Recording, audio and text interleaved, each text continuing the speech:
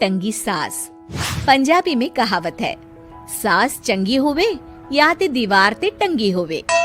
संगीता की शादी भी एक ऐसे ही घर में होती है जहां उसकी सास दीवार पर टंगी होती है।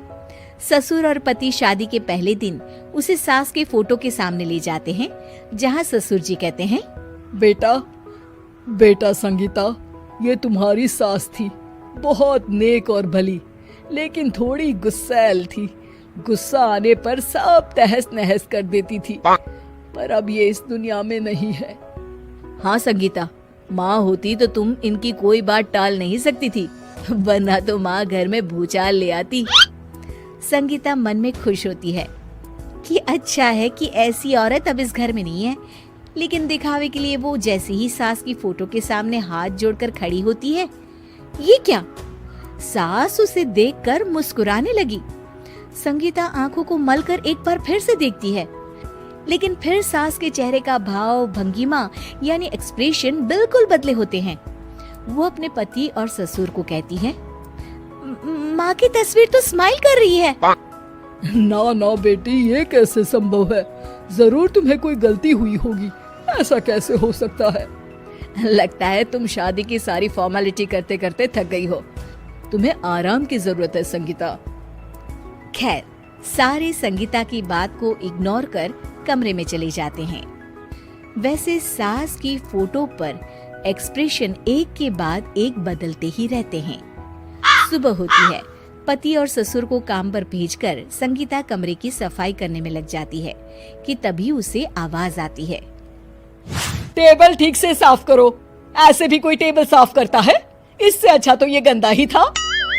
किसी औरत की आवाज सुन संगीता दंग रह जाती है और सोचने लगती है कि आवाज कहाँ से आई। आवाज को नजरअंदाज कर वो फिर से अपना काम करना शुरू करती है, लेकिन इस बार तो आवाज बिल्कुल उसके कान के पास से आती है। मेरा घर है ये। जब तक मैं थी चमका कर रखती थी, हर एक चीज शीशे की तरह थी। तुम्हें तो ना सफाई आती है ना कुछ पता है। क्यों तुम्हें मेरे घर की जिम्मेदारी दे दी गई है? पता नहीं तुम में मेरे बेटे को क्या दिखाई दिया। मैं होती तो एक से बढ़कर एक लड़कियों की लाइन लगा देती। अब संगीता को समझने में देर नहीं लगी कि ये आवाज किसी और की नहीं बल्कि उसकी सास की है, जो दीवार पर टंगी है।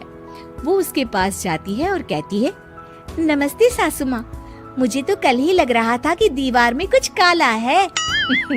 वो दीवार नहीं, दाल होती है पगली। सही पकड़े हैं सासू माँ।